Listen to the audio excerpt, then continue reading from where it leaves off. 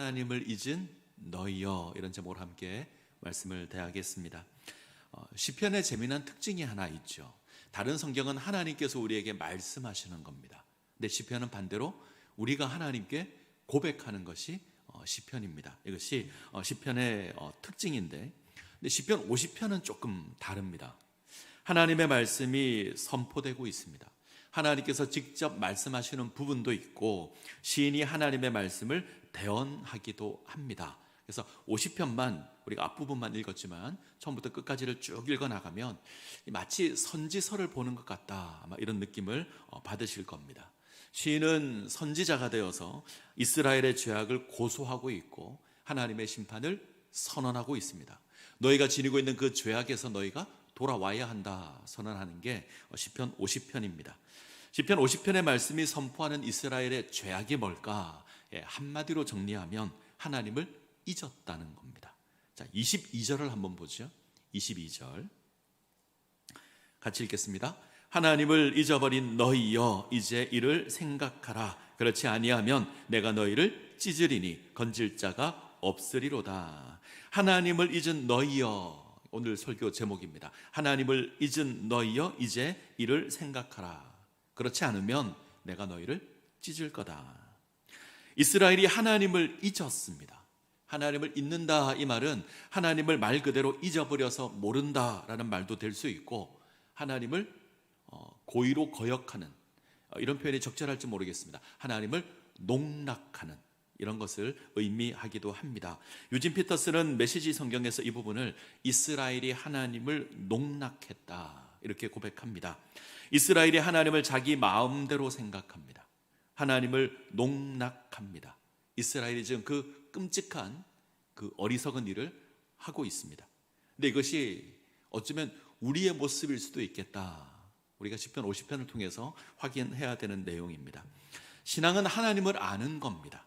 하나님께서 어떤 분인지 아는 것이고 하나님의 뜻을 깨달아 아는 겁니다. 신앙은 하나님을 아는 것이고 하나님을 알아가는 겁니다. 근데 하나님의 백성이라고 하지만 하나님을 알지 못하는 이들이 있을 수 있고, 그리고 자기 마음대로 하는 경우도 있을 겁니다. 이런 경우가 하나님을 농락하는 게 될 겁니다. 지금 이스라엘이 그렇습니다. 하나님의 백성이라는 간판은 가지고 있는데, 하나님의 백성이라 불리는데 하나님을 제대로 알지도 못하고 하나님을 거역하고 있고 자기 마음대로 행동합니다. 그래서 시편 50편은 마치 재판을 보는 것 같습니다. 재판에는 재판장이 있죠. 그리고 고소하는 원고가 있고 고소를 당하는 피고가 있습니다. 그리고 증인이 있습니다. 한번 찾아보죠. 우선 하나님께서 재판장이십니다. 6절을 보시면 하나님 그는 재판장이시미로다, 이렇게 선언합니다.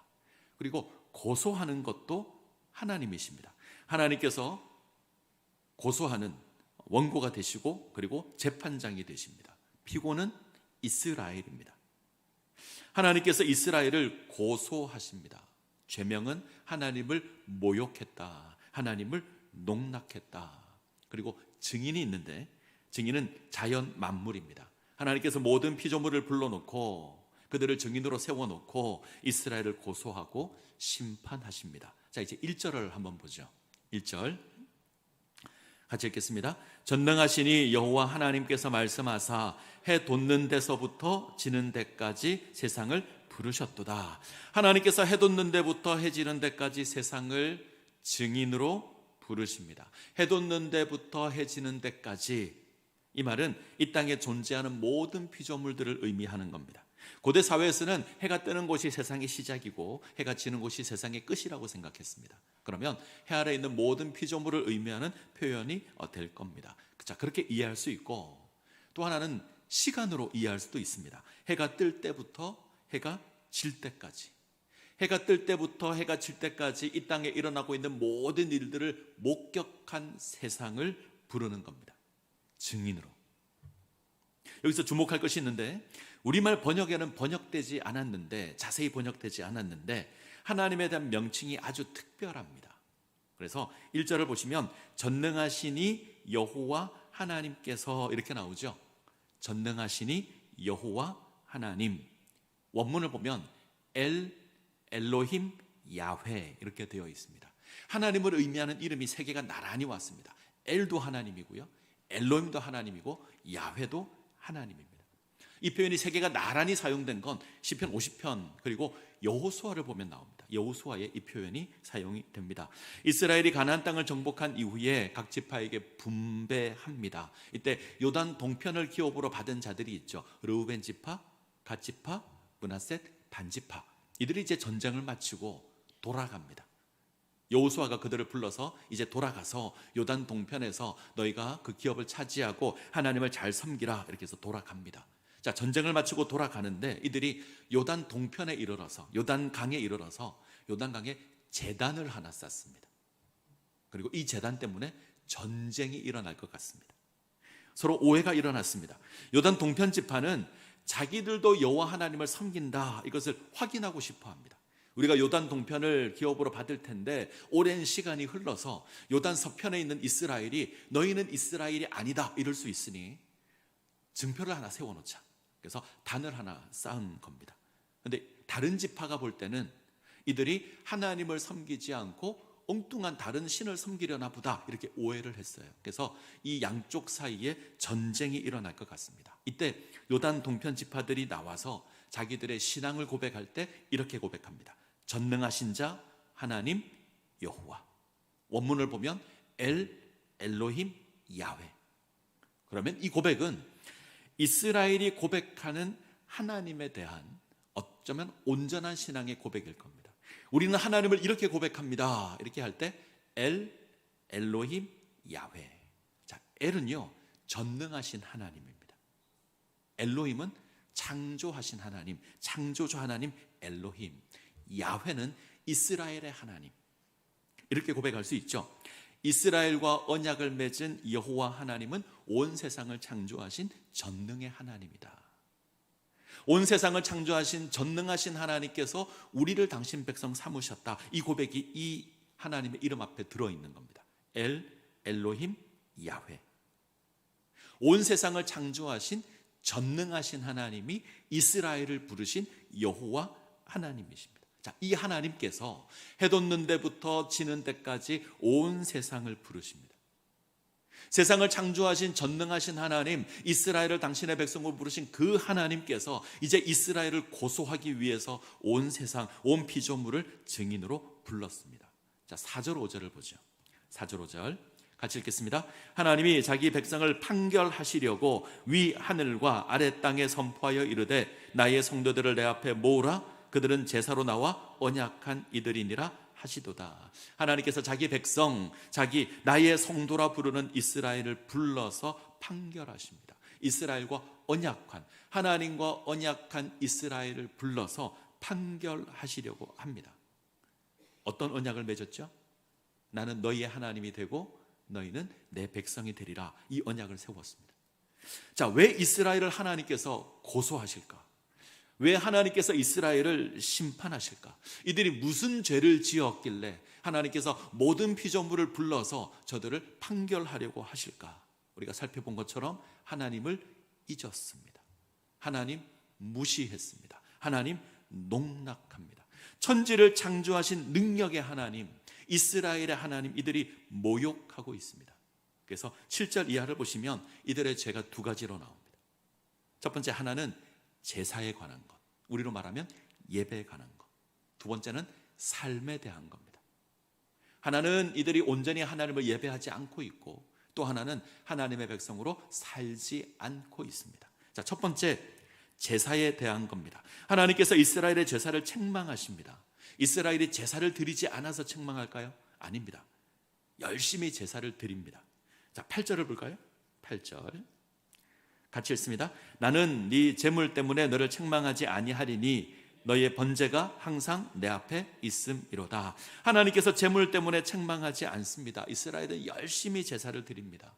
재물이 항상 하나님 앞에 있을 정도로 열심히 제사를 드립니다. 문제는 제사가 아니라 재물을 드리는 자세입니다. 자, 좀 어려울 수 있는데 잘 보시죠. 9절 같이 읽습니다. 내가 너의 집에서 숫소나 내 우리에서 숫 염소를 가져가지 아니하리니. 하나님께서 이스라엘이 바치는 숫소나 숫염소를 가져가지 않겠다. 이 말이 무슨 말일까? 너희는 내가 더 많은 재물을 원한다고 생각하느냐? 이런 말입니다. 무슨 말이죠? 이스라엘은 하나님이 더 많은 재물을 원하신다, 이렇게 생각하고 있다는 겁니다. 자, 왜 그럴까? 13절 보시죠. 13절 제가 읽겠습니다. 내가 숫소의 고기를 먹으며 염소의 피를 마시겠느냐? 내가 고기를 먹고 피를 마시는 신이냐? 다르게 이야기할까요? 이스라엘은 이렇게 생각한다는 겁니다.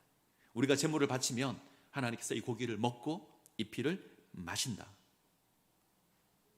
자신들이 하나님께 예물을 드리면 하나님께서 맛있게 드신다. 우리 민족이 드리는 제사와 비슷하죠. 우리가 제사를 드리면 조상이 와서 이걸 먹는다, 이렇게 생각하는 겁니다. 하나님께서 이 제물을 드시고 그것을 마신다. 하나님께서 이 제물들을 원하신다. 지금 이스라엘이 생각하는 건 하나님께서 제물을 필요로 한다고 생각합니다. 하나님께서 제물을 필요로 해서 그것을 요구하신다. 예를 들면 하나님께서 배고파 하셔서 우리가 드리는 제물을 하나님께서 먹고 마신다. 착각입니다. 오해입니다.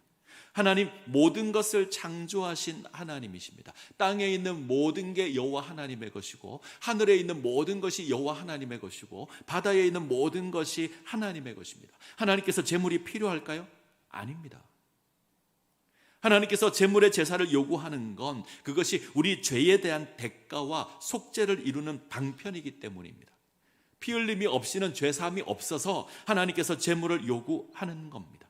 또 하나, 이스라엘의 감사의 고백이고 헌신의 고백입니다. 이스라엘이 제물을 드림으로 하나님께 감사하고 이스라엘이 제물을 드림으로 하나님께 헌신을 고백하는 겁니다. 이것이 제사의 의미입니다. 하나님께서 우리를 죄에서 구원하는 방편이고 그것을 인해서 감사하고 그것을 위해서 헌신을 고백하는 게 제사입니다. 근데 이스라엘은 어떻게 생각하냐면 어이가 없게도 하나님께서 제물을 필요로 하신다.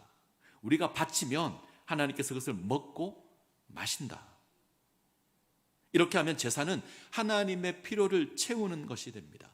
이 우상을 섬길 때 이렇게 합니다. 우상이 원하는 것 들어주고 내 소원을 구하는 겁니다. 신의 기분을 풀어주고 신을 기분 좋게 해주고 신이 내가 원하는 것을 신에게서 받아내는 겁니다. 이게 우상 섬기는 겁니다. 그런데 이스라엘은 마치 우상을 섬기는 것처럼 하나님을 섬기는 겁니다. 이대로 하면 하나님은 뭔가 부족한 신, 그 부족함을 누가 채우죠? 인간이 채우는 겁니다. 인간이 신을 섬기는 것처럼 보이지만 사실은 인간이 신을 조종하는 겁니다. 인간이 신을 구원하는 겁니다. 지금 이스라엘은 하나님을 농락합니다. 천지를 창조하신 하나님이신데 이스라엘을 구원해내시고 그들을 언약을 맺고 나의 백성 삼으신 그 하나님이신데 농락하는 거죠. 자, 14절 15절 볼까요? 14절 15절 같이 읽습니다. 감사로 하나님께 제사를 드리며 지존하신 이에게 네 서원을 갚으며 환난 날에 나를 부르라. 내가 너를 건지리니 네가 나를 영화롭게 하리라. 하나님께서 분명히 말씀하시죠. 감사로 하나님께 제사를 드려라. 하나님께서 베푸신 그 은혜에 감사하여서 하나님께 드리는 것이 제사입니다. 이에 하나님께서 명하신 서원을 이스라엘이 지켜야 합니다. 언약을 지킨다 이렇게 생각하면 좋을 것 같습니다. 이스라엘의 하나님을 온전히 섬겨야 합니다. 인간이 하나님을 부리는 게 아니고 인간이 하나님을 섬겨야 합니다. 이해가 되시죠? 인간이 하나님을 조종하거나 부리는 게 아닙니다. 인간은 하나님을 섬겨야 합니다. 자, 그러면 하나님께서 환난 날에 우리를 건지실 겁니다. 자, 잘 보시죠. 우리가 하나님을 곤란함에서 건져내는 게 아닙니다. 하나님께서 우리를 곤란한 상황에서 건져내십니다. 하나님이 우리를 건지는 거지 우리가 하나님을 건져내는 게 아닙니다. 저는 이 말씀이 너무 중요하다고 생각합니다.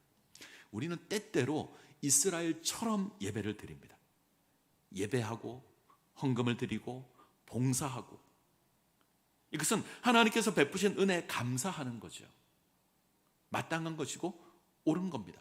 근데 어느 순간 우리 가운데 그런 마음이 있습니다. 내가 이것을 드리고 내가 하나님께 봉사하면 내가 뭔가 하나님께 도움이 되고 내가 뭔가 하나님을 채워주는 게 될 거다. 그래서 하나님께서 내게 갚아줄 거다. 이건 하나님을 섬기는 게 아닙니다. 우상 섬기는 거예요. 감사로 하나님께 영광을 돌려야 합니다. 그러면 하나님의 영광이 드러날 겁니다. 우리가 하나님을 돕고 우리가 하나님을 건지는 게 아닙니다. 하나님께서 우리를 구원하시고 하나님께서 우리를 건지십니다. 때문에 우리에게 요구되는 예배는 감사의 예배여야 합니다. 자, 하나님께서 이스라엘 고소하는 두 번째 죄는 이스라엘의 삶의 자세인데, 이스라엘이 하나님의 율법을 입으로 고백합니다. 근데 삶으로 지키지는 않습니다. 자, 16절 17절 16절 17절 같이 읽습니다. 악인에게는 하나님이 이르시되 네가 어찌하여 내 율례를 전하며 내 언약을 네 입에 두느냐, 네가 교훈을 미워하고 내 말을 네 뒤로 던지며. 자, 악인은 이스라엘입니다. 이들이 왜 악인인가 하면 하나님의 율법을 전하고 입술로는 고백하는데 실제로는 그것을 미워하고 하나님의 율법을 뒤로 던져버립니다. 뒤로 던진다, 쓰레기 취급한다. 하나님의 말씀을 받았지만 말씀과 전혀 상관없는 삶을 삽니다. 그것을 미워하고 그것을 쓰레기 취급합니다. 뒤에 나오는 구절을 계속 읽어나가면 도둑을 보면 함께하고요, 가늠한 자를 보면 그들의 동료가 됩니다. 형제를 미워하고 형제를 비방합니다. 이스라엘이 왜 이렇게 할까? 하나님을 잊었기 때문에. 좀 더 구체적으로 하면 어떤 일도 일어나지 않아서 죄를 지었는데 하나님의 형벌이 임하지 않습니다. 죄를 지었는데 아무 일 없습니다. 죄를 지었는데 내가 거짓말을 했는데 그때 하늘에서 불이 팍 내려오면 거짓말을 안 할 텐데, 내가 율법을 어기고 죄를 지었는데 아무 일도 일어나지 않습니다. 내가 누구를 속였는데 아무 일도 일어나지 않습니다. 이들이 어떻게 생각하냐면 하나님께서 죄를 중요하게 생각하지 않으신다. 내가 하나님의 율법을 거역하고 내가 죄를 짓는, 죄를 대수롭지 않게 생각하고 있는데 하나님도 그러신 것 같다. 자, 21절 볼까요? 21절 같이 읽습니다. 네가 이 일을 행하여도 내가 잠잠하였더니 네가 나를 너와 같은 줄로 생각하였도다. 그러나 내가 너를 책망하여 네 죄를 내 눈앞에 낱낱이 드러내리라 하시는도다. 죄를 지었는데 하나님께서 가만히 있었더니 이스라엘이 어떻게 생각하냐면 하나님은 죄를 대수롭지 않게 생각하나 보다. 내가 죄를 지어도 하나님 신경 안 쓰시나 보다. 하나님이 나와 같나 보다. 하나님을 자신과 같은 존재로 취급합니다. 하나님을 잊은 것이고 하나님을 무시하는 것이고 하나님을 농락하는 겁니다. 하나님의 침묵은 하나님의 오래 참음입니다. 하나님의 인내입니다. 우리를 구원하기 위해서 참으시고 은혜를 베푸시는, 우리를 돌아오기를 기다리시는, 그게 하나님의 침묵일 겁니다. 근데 이스라엘은 그렇게 생각하지 않았죠. 하나님이 죄에 관심이 없나 보다. 우리와 똑같나 보다. 내가 죄를 지어도 하나님 신경 안 쓰시나 보다. 근데 성경은 분명히 선언합니다. 네 죄를 내 눈앞에 낱낱이 드러내겠다. 심판하겠다. 기억하셔야 합니다. 우리가 죄를 지을 때 하나님 잠잠하는 건 우리가 죄를 짓도록 묵인하는 게 아닙니다. 허용하는 것도 아닙니다. 우리처럼 죄를 대수롭게 여기시는 것도 아닙니다. 우리를 기다리시는 오래 참음입니다. 다윗이 밧세바를 범했을 때 하나님께서 바로 심판하셨을까요? 아니죠.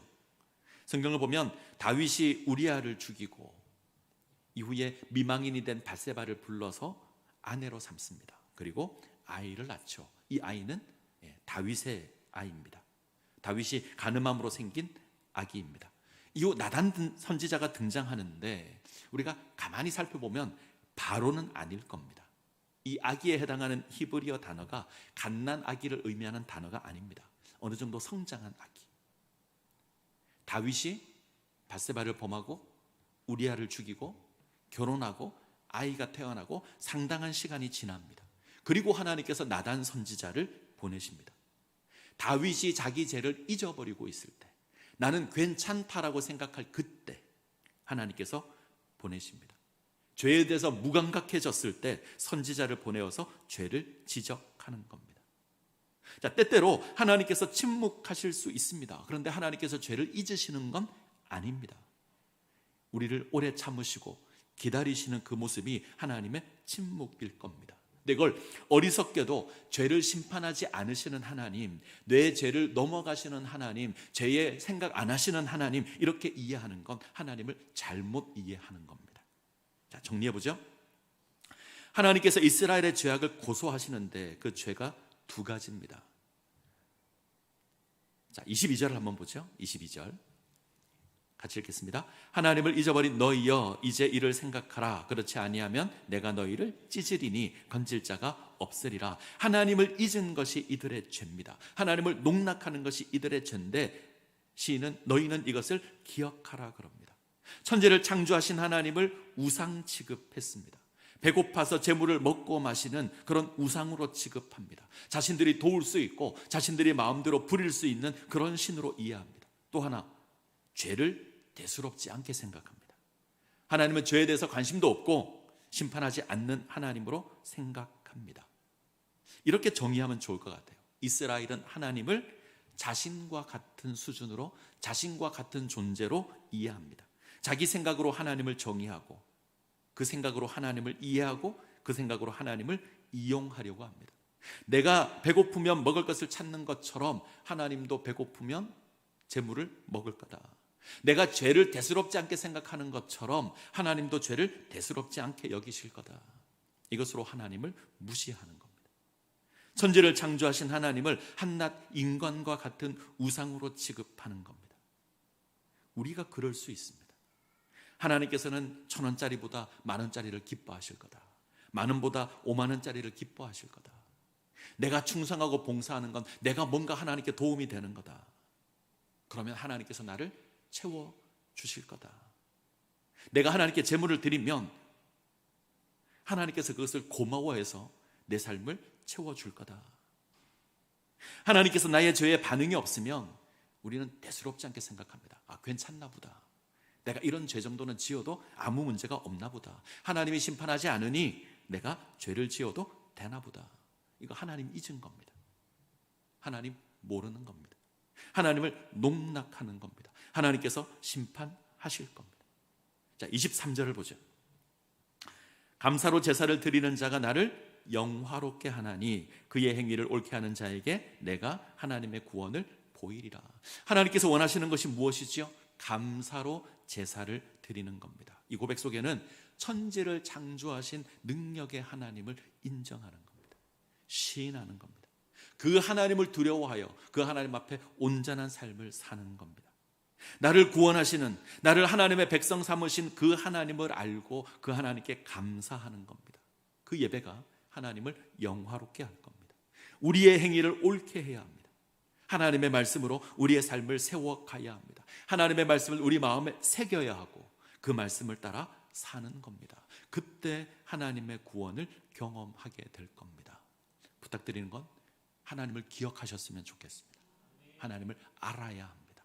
하나님을 잊어버리면 우리는 하나님을 이용할 것이고 하나님을 잊어버리면 하나님을 무시하게 될 겁니다. 하나님이 하나님을 농락하는 겁니다. 하나님을 기억한다면, 우리가 하나님을 안다면 그 하나님 앞에 온전한 모습으로 세워지게 될 겁니다. 이 은혜 가운데 세워지시기를 간절히 소원합니다.